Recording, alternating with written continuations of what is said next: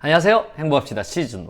저희 13번째 테마 신엘리트주의 해보도록 하겠습니다. 바로 브라치의 무이사 결정론 되겠습니다. 자, 여러분, 우리가 이건 정책에서 보면 우리 정치학에서 나왔는 건데요. 권력 모형에 대해서 배우는 겁니다. 그래서 우리가 엘리트론 배웠죠. 그 다음에 노랑이, 빨강이, 파랑이, 정부는 중립적 심판자, 다원주의 이런 거 배웠습니다. 그 다음에 이제 여기에 대한 비판으로 친엘리트주의가 났다라고 보시면 돼요. 자, 밑에 내용 한번 봐요.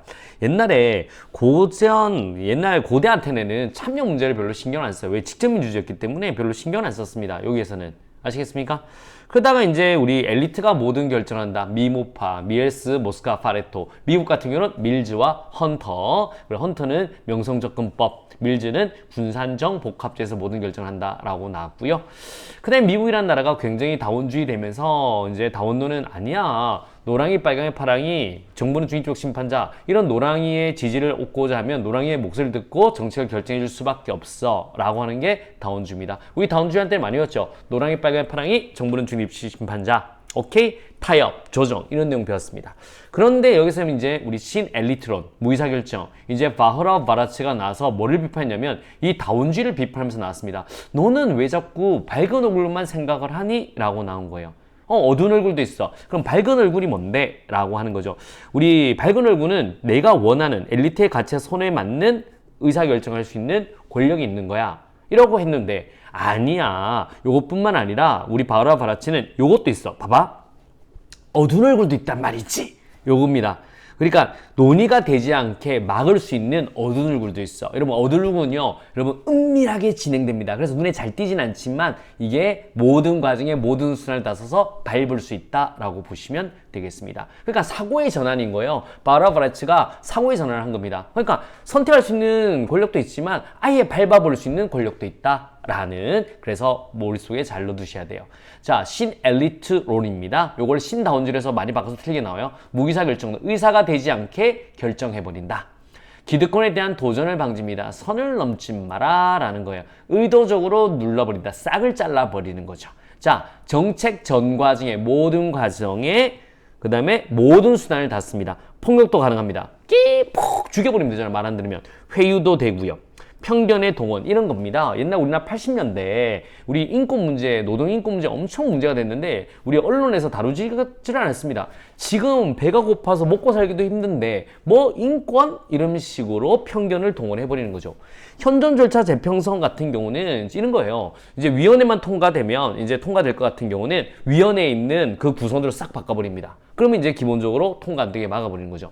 이런 거다라고 보시면 돼요. 신엘리트론, 봐봐요. 모든 과정에서 모든 수단을 다 써서 밟아버린다라고 생각하시면 돼요. 그 다음에 이제 나중에 신다원론이 나오죠. 이제 우리 신엘리트론과 다원론을 합쳐서 신다원론이 나온다라고 보시면 되고, 나중에는 좀 더 자세히 볼게요. 그 다음에 이것도 한번 봐야죠. 다원론과 신다원론의 공통점. 한번 생각해 본 적 있어요? 우리 많이 배웠는데 경쟁을 아주 긍정적으로 바라보죠. 근데 다원론 같은 경우는 가만히 있으면 균형을 만들어요. 신다원론은 안 돼. 왜냐하면 기업가집 때문에 특권이 있기 때문에. 그래서 정부 어느 정도 들어간다 까지도 머릿속에 넣어두시면 되겠습니다. 하지만 오늘은 바흐라 바라츠의 신엘리트주의 무의사결정론이니까 그거 집중적으로 해보도록 하겠습니다. 자, 이제 문제 한번 풀어보도록 하겠습니다. 갑니다. 바흐라 바라츠의 무의사결정론에 대한 설명으로 옳지 않는 것은요.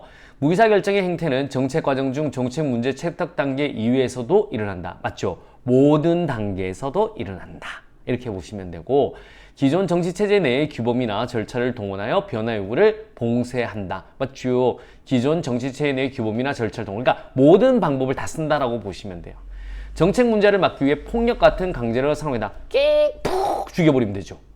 엘리트의 두 얼굴 중 권력 행사의 어두운 측면을 고려하지 못한다고 비판했기 때문에 신다원주의가 아니라 뭐라고요? 신엘리트주의입니다. 엘리트주의라고 불린다라고 하셔야 되죠. 정답은 몇 번? 4번이 되겠습니다. 자, 2번 한번 가보도록 하겠습니다.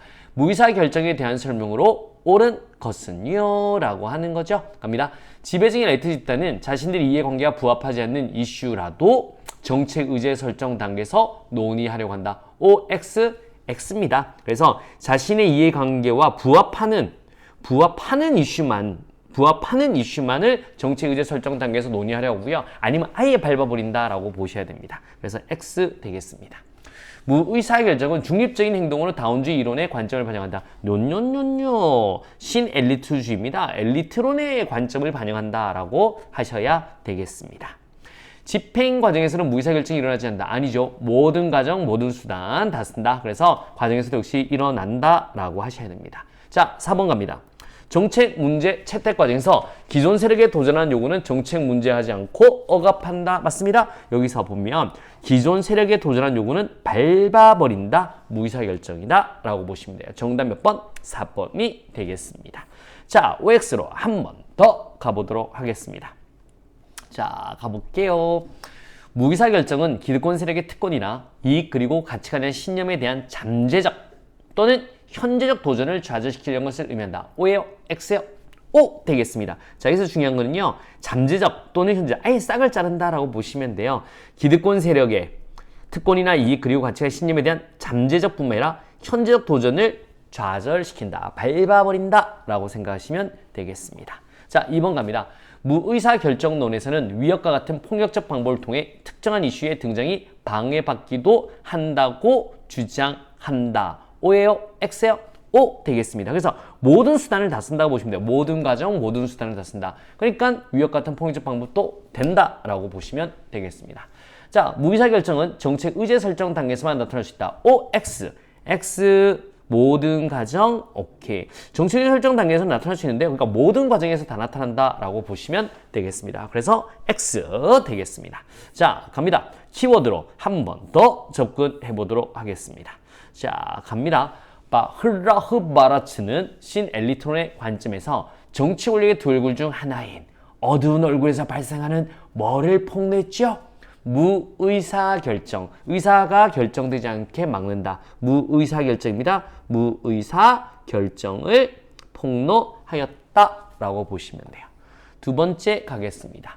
무의사결정론은 사회 문제에 대한 정책 과정이 진행되지 못하도록 막는 행동 등을 설명하는 이유로 무슨 이론의 관점을 반영했어요? 다원주의예요? 엘리트입니까? 엘리트 이론의 관점을 반영해서 신엘리트주의가 됩니다. 그래서 여기는 뭐다? 엘리트라고 들어가셔야 됩니다.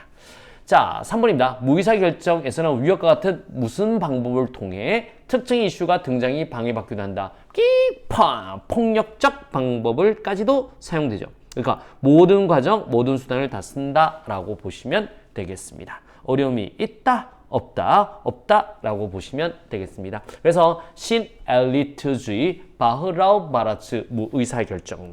그래서 엘리트론, 다운론, 신엘리트론, 그 다음에 신다운론까지 간다라고 보시면 되겠습니다. 어려움이 있다, 없다. 여기서는 그래도 이제 우리 무의사결정이 잘 나온다. 모든 과정, 모든 수단을 다 쓴다까지 봐두시면 되겠습니다.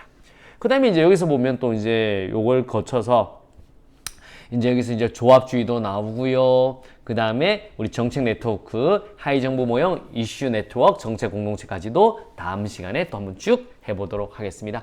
자, 굉장히 고생하셨고요. 우리는 테마 14번째 테마에서 뵙도록 하겠습니다. 수고했습니다.